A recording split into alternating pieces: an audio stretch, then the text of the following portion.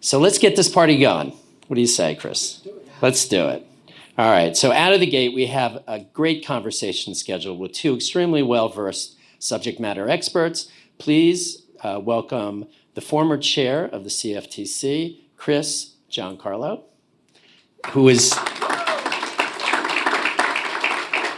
who currently is now senior counsel at Wilkie Farr and Gallagher, and also David Mercer, CEO of LMAX Group.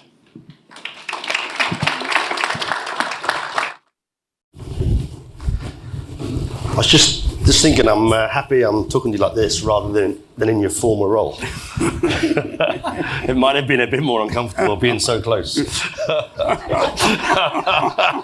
Especially this week, everyone. If you were in trouble, you wouldn't have spoken to me in my former role. As if. Good to be with you. Good to be here, Christopher. Yeah. What should we talk about? What's the topic we should talk about? Well, I think it says Maverick, from Maverick to mainstream, right? Yeah. I think it took Maverick 25 years to make a comeback, so hopefully we'll be quicker than that. Oh, yeah. So, not much going on in the markets these days. No, nothing. Anything we should mention? Yeah, look, heaps. I think the purpose of this today is really to talk about institutional adoption. And people might think that the events of the last month or two have affected that. Actually, the pace is quite slow in the institutional environment. You know yourself when you're dealing with banks. So actually, this hasn't really made them break step. So first, maybe That's a good point. It might be useful if I sort of give the backdrop of LMAX Group and LMAX Digital and why we entered the digital space, because we're not the 20-something, 30-something crypto evangelists or engineers. You look pretty good. And yourself. I think, we straddle both traditional finance and digital finance. So ostensibly, LMAX Group is an exchange operator. We operate 6 exchanges globally, 3 in London, 1 in New York, 1 in Tokyo, 1 in Singapore. Primarily, our asset class is foreign exchange. So we trade 30 billion a day of foreign exchange with all the major banks you can imagine, 9 of the world's top 10 and another 30-something. All the major prop trading houses that you know well, especially in your old role, in Chicago, New York, Amsterdam, and London. And actually, so we've been going well over a decade, and about 5 years ago, it was those prop trading firms that knocked on my door and said, hey, David, can you put together some institutional grade infrastructure so that we can mitigate risk and trade with like-minded participants? We hadn't thought very much about crypto at that stage. I was busy doing my day job, which was foreign exchange. It turns out it was relatively trivial, right? It was the same low latency matching engines, the same exchange infrastructure. The hard bit was actually there was no one to store it. So there was no banks around. In my fiat world, I just called up a few banks. I have 163 bank accounts as we currently speak. And they store it for me in 16 different nostros. There was no one there to store the Bitcoin. So the hard bit was working out how to store crypto assets. But happy to say we put it together from field to fork, as they say, within 6 months.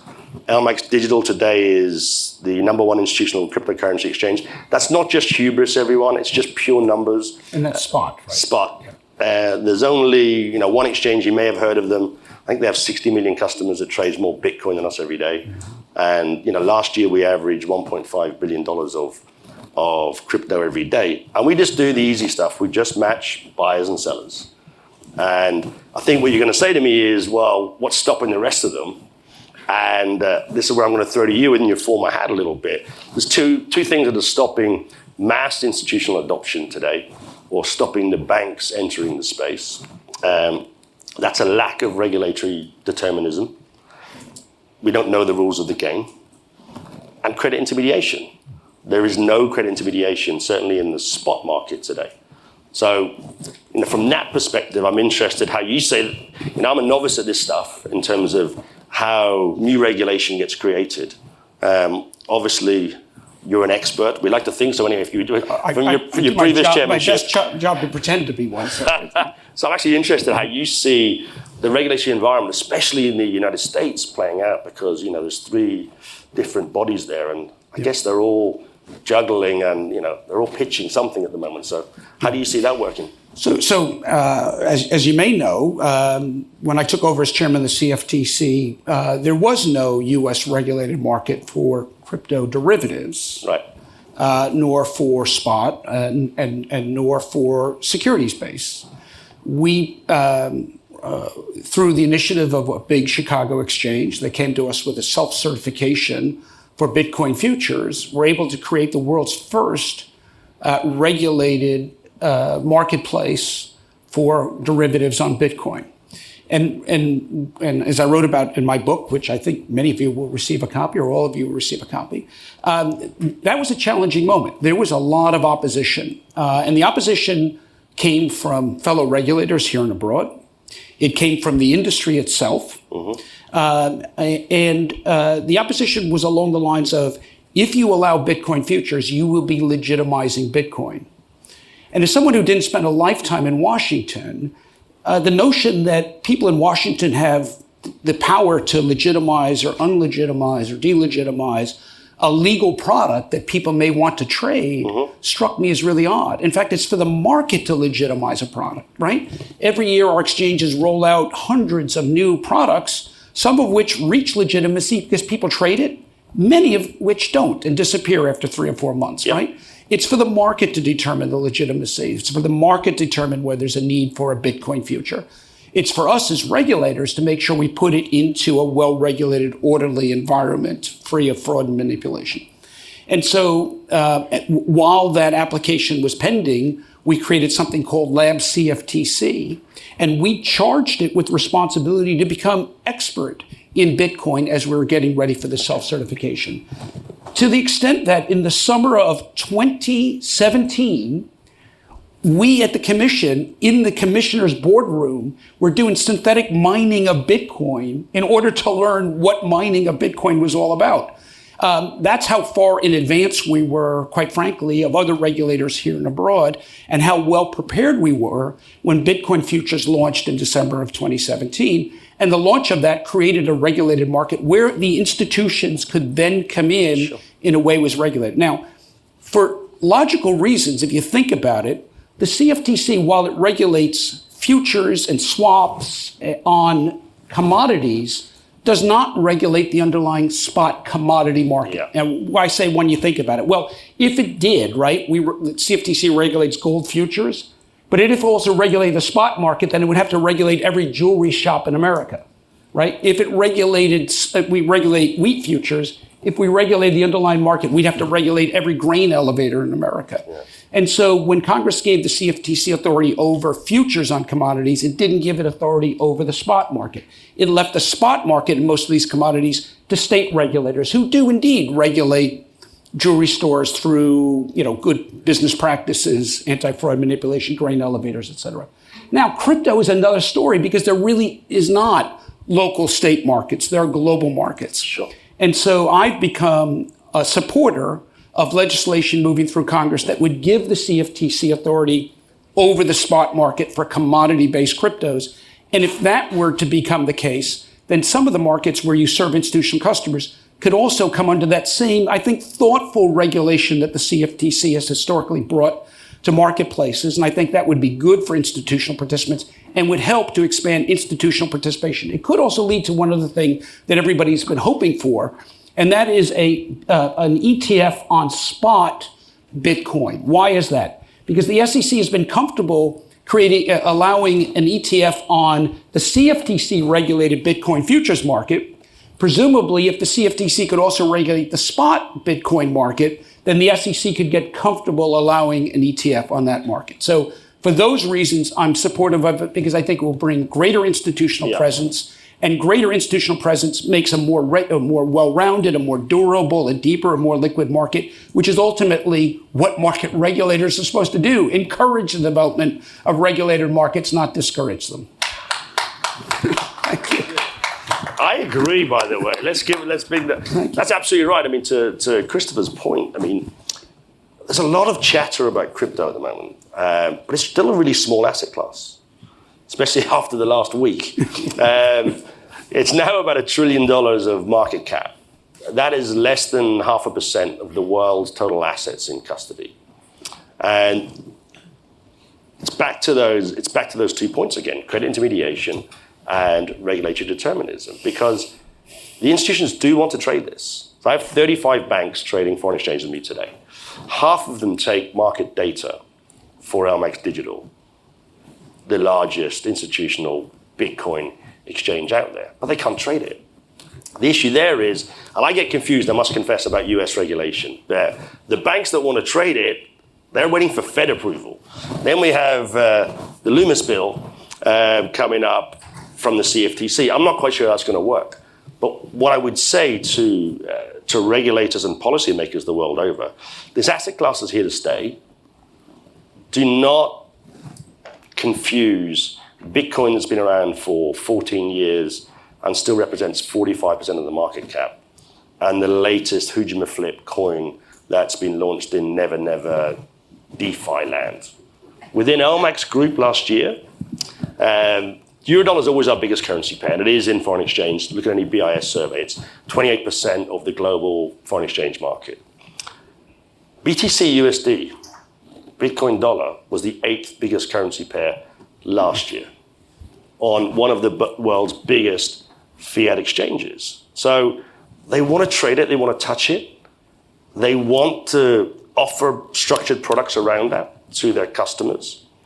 And what's happening at the moment is we're leaving this exciting nascent asset class to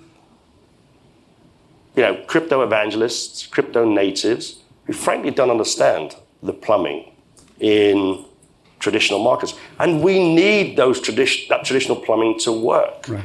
We need those mechanisms. But what's going to happen in the United States, unless we get a move on, by the way, we're regulated by the FCA in the United Kingdom, they also need to get a hurry up as well, because they're not slowing down in Asia Pacific. Right. So we launched an exchange in SG1 just this year, the first exchange ever we've launched that will have fiat and crypto on the same exchange, regulated by the MAS. So other regulators are looking at this as a greenfield site. Yeah. So I think we're singing from the same hymn sheet to a certain extent. The banks, the brokers, the proprietary trading firms, they just want a framework. They want to know the rules of the game for a wholesale market. And I think that's the other thing that people get confused. It's let's protect consumers. There is zero protection for consumers today in crypto. Zero. Much more in equities, much more in leveraged products. Zero. Let's protect them, but then let's create a wholesale market. And every great market needs an efficient institutional foundation. And that's actually what LMAX Group, we're not here, I'm not selling Bitcoin, I'm not selling euros, I'm not selling gold, right? I'm just selling low latency, institutional grade infrastructure. We're trying to create an ecosystem that hopefully will meet the demands of the regulators, but more importantly, meet the demands of the market and can let this thing grow and create opportunity. Right. I think the regulators, in many cases, bear responsibility for some of the policy failures, the policy inaction that have led to the regulatory risk, the regulatory lack of certainty that exists in many parts of the market. And as someone who actually braved the short-term political risk in order to clarify, in order to diminish regulatory risk, what I would say to my fellow regulators, the reward is there if you're willing to brave the short-term political risk. But I think there's a bigger problem. And I think the bigger problem is that, and I think in the industry, we need to do a better job of explaining the value proposition. And as much as we talk about crypto as an investment asset class, it's really bigger than that. What crypto is, and it's a short-term phrase, for basically a revolution in the way that value is established, who owns what and who's transferring what to whom. Historically, since the Bank of Amsterdam took Dutch guilders and put it on default and issued banknotes as receipts for them, our financial system is a series of value recorded on roughly 7,000 balance sheets, institutional balance sheets around the world, right? Your retirement money is not a stack of dollar bills in Fidelity's vault, right? It's basically a liability on Fidelity's balance sheet. Your bank account is not a stack of dollars in your local branch bank, okay? It's basically a liability on their balance sheet. When you do a transaction, they transfer that liability to some other bank's liability. It's 7,000 institutions around the world. And a lot of those institutions go in and out of business all the time. Now, thankfully, in the West, we've got government insurance and other things. Around the world, if your bank goes under, you've lost your value, right? So what is crypto? Crypto is saying, let's use a different system. Let's record value on that worldwide web of computers, the same place we're recording communications, social networks, and everything else that's transformed our life in the last 30 years.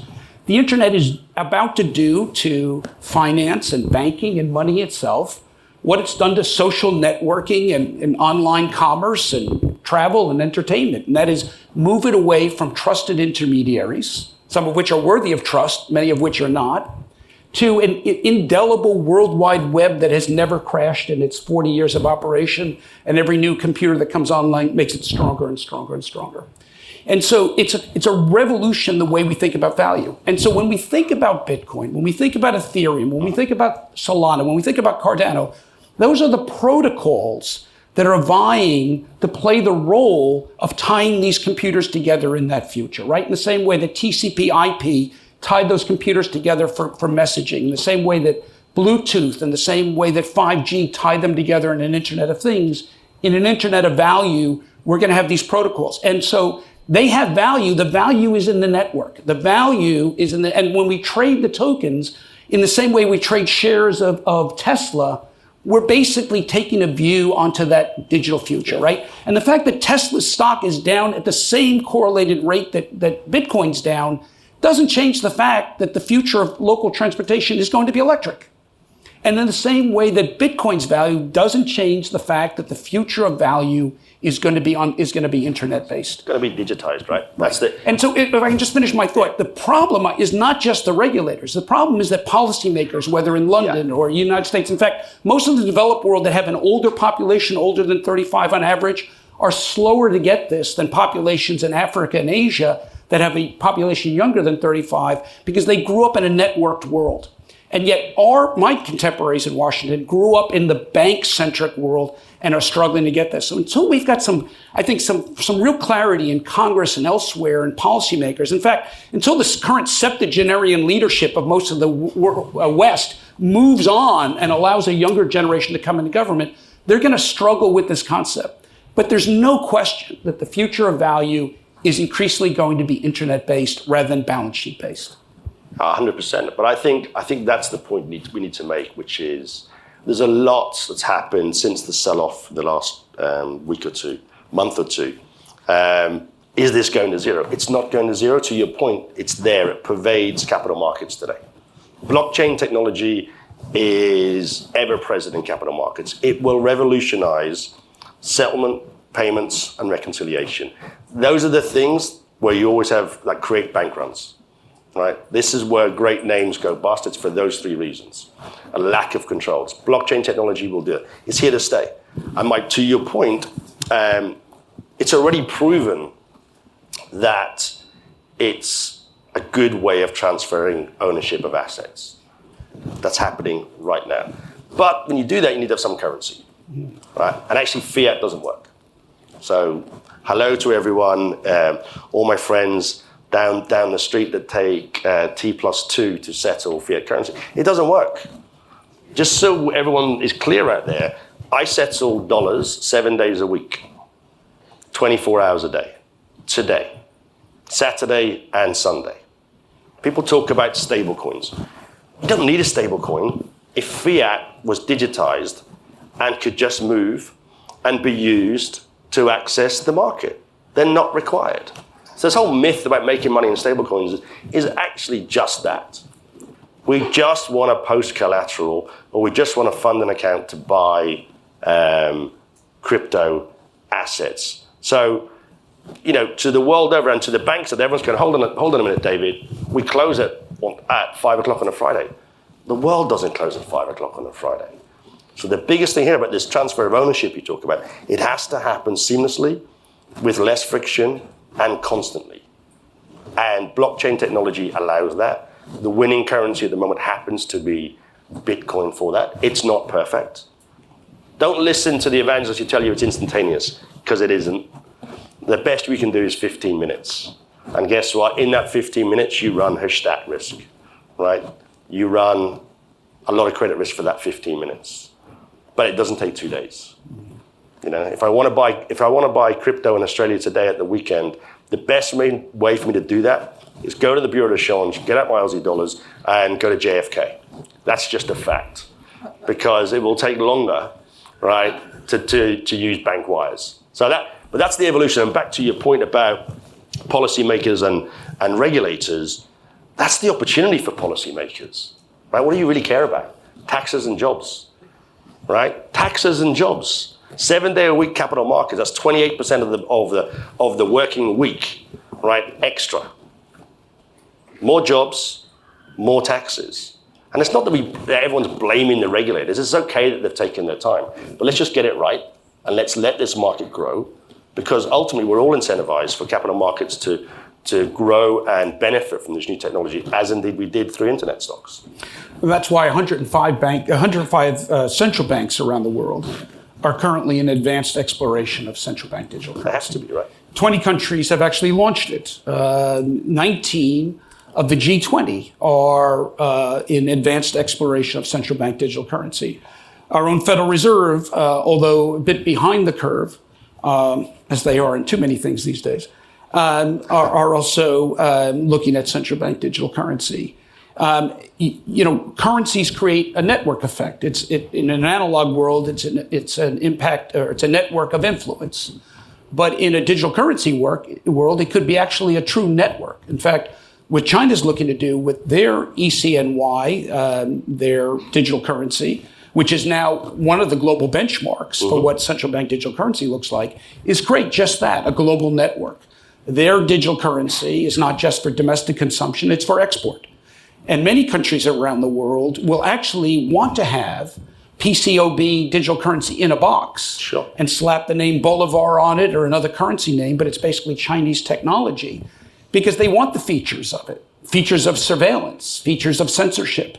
We could see within 10 years Chinese digital currency technology occupying about a third of the globe.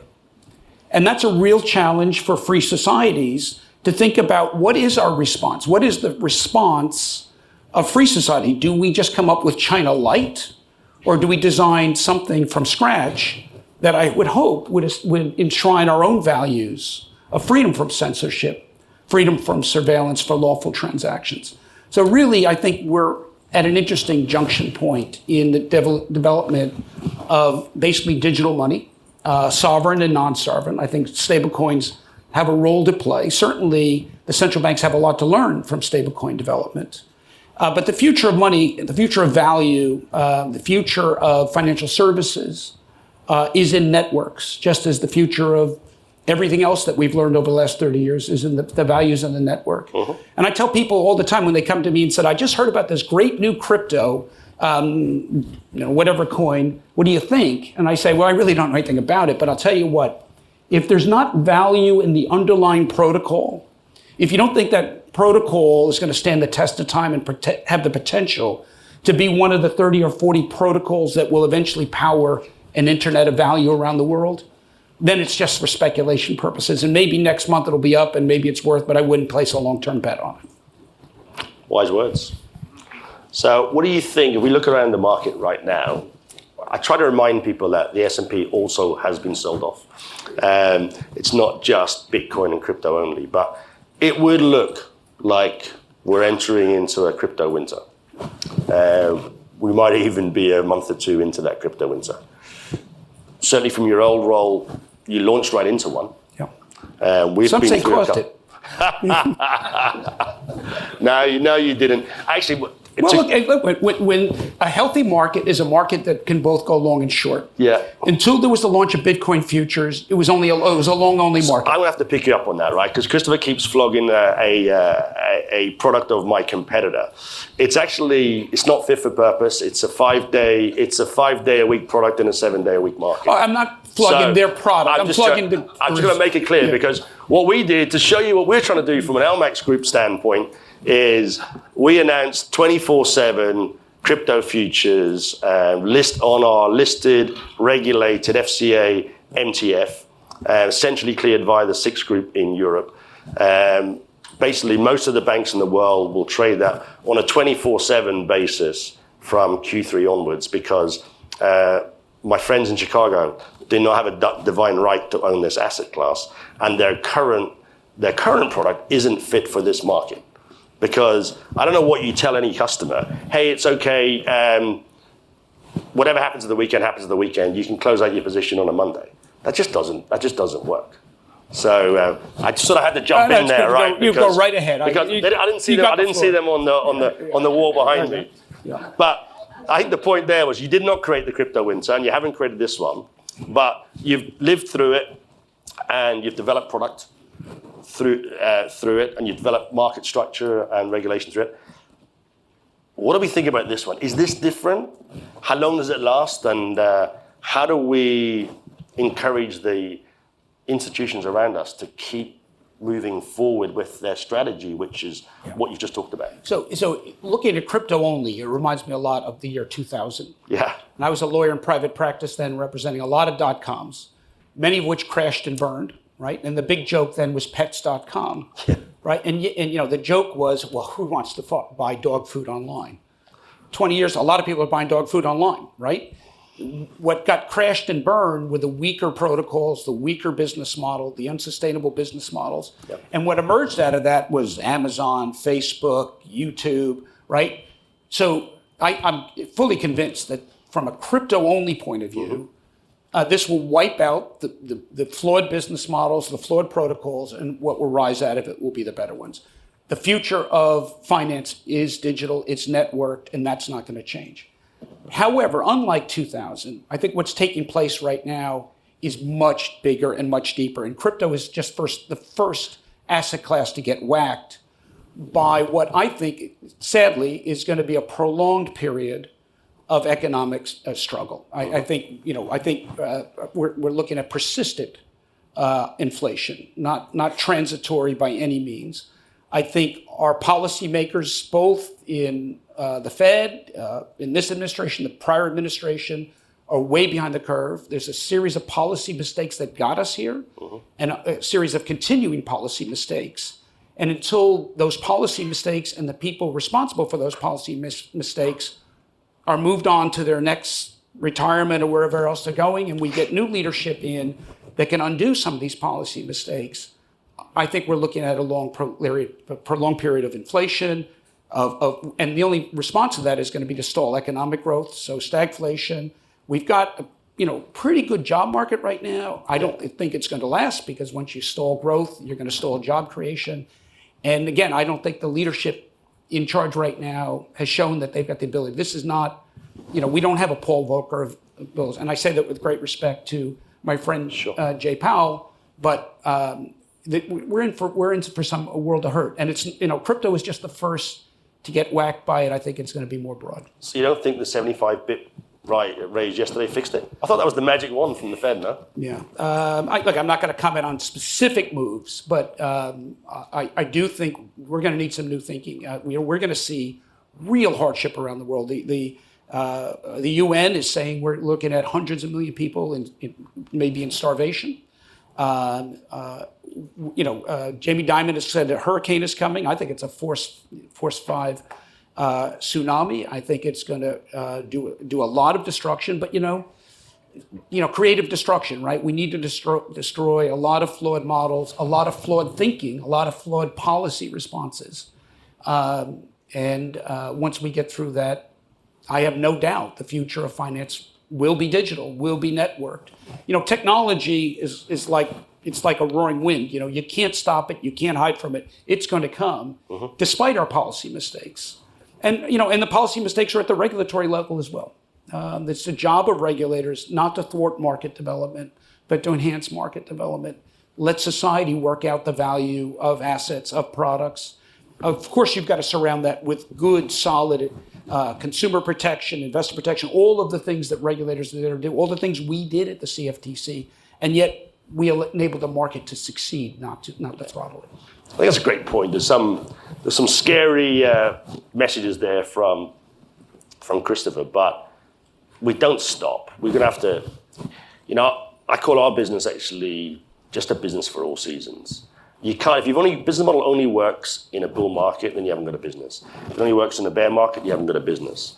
If it only works when there's volatility, then you haven't got a business. But I think the good thing about capital markets in general and crypto is that hopefully those of us around the institutional space just keep building out the ecosystem.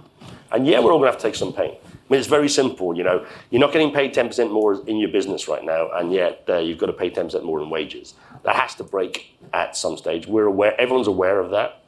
But what I would say, there's a lot of press inches out there about cutbacks in crypto. Like, it is .com, it is 20 years back. They got too big too early. The infrastructure wasn't there. Wasn't there. It's exactly what you're talking about. We were trying to buy pet food using dial-up modems, right? Yeah. The infrastructure wasn't there. The ideas were right. Yeah. And the same thing is happening here. The ideas are right. We're way too far ahead of ourselves. The infrastructure is not there. We'll keep building out the infrastructure. We'll weather the storms that are coming. We'll get to the other side. A lot of the policy mistakes and the people responsible for that will wash out. We'll get to the other side. Younger thinking will come into play. A generation that's grown up on a network will come into government, regulatory bodies, policy makers across the globe. They'll have a greater affinity to this. They'll think less defensively about the status quo and more offensively of how do we use this technology to advance. And the other thing, last point about this is, we have ignored the issue of financial under-inclusion. In a world of 8.5 billion people, we're tolerating 1.5 billion being excluded from the current system because they don't have credentialed identity. The beauty of a network-based financial system is we can let a lot more people into the system, and that's got to be a global imperative. I agree. And I think they want us to leave, so we're going to leave it there. Thank you, Christopher. It's been an enjoyable chat. We'll do it again. And we'll see you later. Thanks.